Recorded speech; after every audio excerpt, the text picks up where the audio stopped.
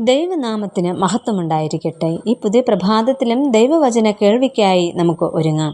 ഇന്നത്തെ വായന ഭാഗം യെശയ്യാ പ്രവചനം 25 മുതൽ 27 വരെയുള്ള അധ്യായങ്ങളാകുന്നു. ഇന്നത്തെ ചിന്തയ്ക്കായി ഹഗ്ഗായി പ്രവാചകന്റെ പുസ്തകം 1-ാം അധ്യായം 1-ാം വാക്യം. യഹോവയുടെ അരുളപ്പാട് ഹഗ്ഗായി പ്രവാചകൻ മുഖാന്തരം യഹൂദ ദേശ അധിപതിയായി ശെയൽത്തീയേലിന്റെ മകനായ സെരുബ്ബാബേലിനും മഹാപുരോഹിതനായി യഹോസാദാക്കിന്റെ മകനായ യോശുവയ്ക്കും ഉണ്ടായതെന്തെന്നാൽ, ചെറിയ പ്രവാചകന്മാരിൽ 10-ാം സ്ഥാനമായിരുന്നു ഹഗ്ഗായി പ്രവാചകന് ഉണ്ടായിരുന്നത്. ഈ സ്ഥാനങ്ങൾ പ്രവചന പുസ്തകങ്ങൾ ക്രമീകരിച്ചിരിക്കുന്നതിൻ്റെ അടിസ്ഥാനത്തിൽ ആണ്. ഉത്സവം എന്നർത്ഥം വരുന്ന ഹാഗ് എന്ന പദത്തിൽ നിന്നാണ് ഹഗ്ഗായി എന്ന പേര് ഉത്ഭവിച്ചത്. അതിനാൽ ഈ പേരിൻ്റെ അർത്ഥം ആഹ്ലാദപ്രദം എന്ന് ആയിരിക്കാമെന്ന് പണ്ഡിതന്മാർ കരുതുന്നു.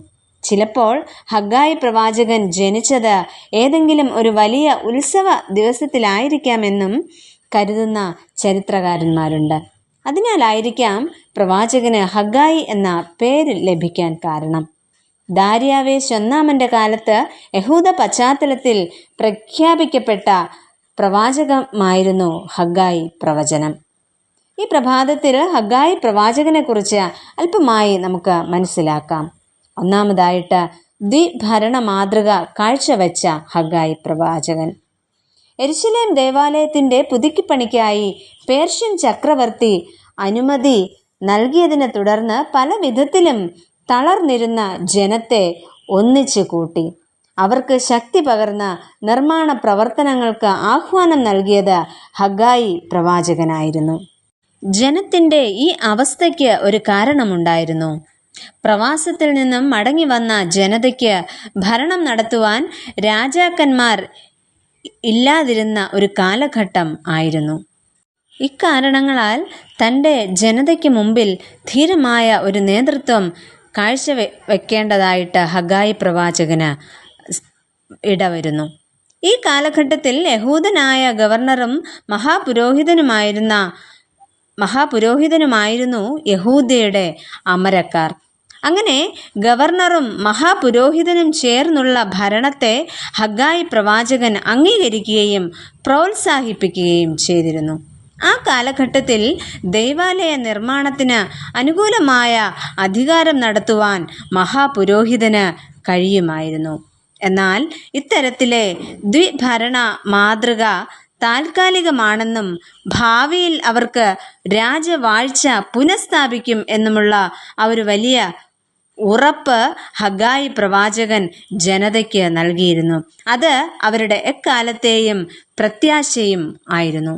രണ്ടാമതായിട്ട് ജീവനും ചൈതന്യവുമാർന്ന സന്ദേശം കാഴ്ചവെച്ച ഹഗ്ഗായി പ്രവാചകൻ. സാമ്പത്തികമായും ആത്മീകമായും മാനസികമായും തളർന്നിരുന്ന ജനതയ്ക്ക് ധൈര്യം പകർന്ന് യെരുശലേം ദേവാലയത്തിൻ്റെ പുനർനിർമ്മാണം സാധിക്കുക എന്നതായിരുന്നു പ്രവാചകന്റെ ലക്ഷ്യം. എന്നാൽ ശാസനയുടെ സന്ദേശം നൽകുന്ന ഹഗ്ഗായി പ്രവാചകനെ നമുക്ക് ഇവിടെ കാണാം. ദൈവാലയത്തിൻ്റെ പണി അവഗണിക്കുന്ന പാപത്തെ പ്രവാചകൻ ശാസിക്കുകയും അതോടൊപ്പം പണി തുടരാനായി ആഹ്വാനം ചെയ്യുകയാണ് ഇവിടെ പ്രവാചകൻ. അടുത്തതായി ആത്മധൈര്യം നൽകുന്ന പ്രവാചകനെ നമുക്കിവിടെ കാണുവാനായിട്ട് സാധിക്കുന്നു. ഇവിടെ ഹഗ്ഗായി പ്രവചനം 2-ാം അധ്യായം 3 മുതൽ 5 വരെയുള്ള ഭാഗത്ത് ഓരോ വ്യക്തികളുടെ പേര് പറഞ്ഞ് അവരെ ധൈര്യപ്പെടുത്തുന്നതായിട്ടും മാത്രമല്ല യഹോവ അവരോട് കൂടെ ഇരിക്കും എന്നുള്ള ഉറപ്പ് നൽകുന്നതായിട്ടും നമുക്ക് കാണാം. അടുത്തതായി വാഗ്ദത്തത്തിൻ്റെ സന്ദേശം പ്രവാചകൻ നൽകുന്നു.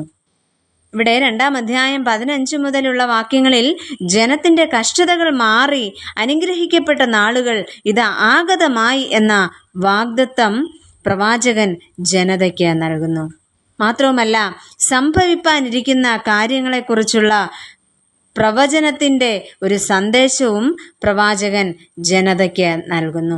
2-ാം അധ്യായം 23-ാം വാക്യത്തിൽ ദാവീദിൻ്റെ രാജ്യവും സിംഹാസനവും ദൈവം സെരുബ്ബാബേലിലൂടെ യഥാസ്ഥാനപ്പെടുത്തും എന്ന പ്രവചനവും അവർക്ക് നൽകുന്നു. അങ്ങനെ ജനത്തിന് പുതുജീവനും ചൈതന്യവുമാകുവാൻ ഹഗ്ഗായി പ്രവാചകന് സാധിച്ചു. പ്രിയ ദൈവജനമേ, നമ്മെ ദൈവകരങ്ങളിലേക്ക് താഴ്ത്തി നമുക്ക് സമർപ്പിക്കാം. പ്രവാചകന്റെ ശ്രേഷ്ഠ മാതൃകകൾ നമുക്ക് പിന്തുടരാം. നമുക്ക് പ്രാർത്ഥിക്കാം. പ്രിയ കർത്താവേ, ഞങ്ങളോടൊപ്പമുള്ളവർക്ക് ജീവനും ചൈതന്യവും ഏകുവാൻ ഞങ്ങളിലൂടെ ഇടയാക്കണമേ. ആമേൻ.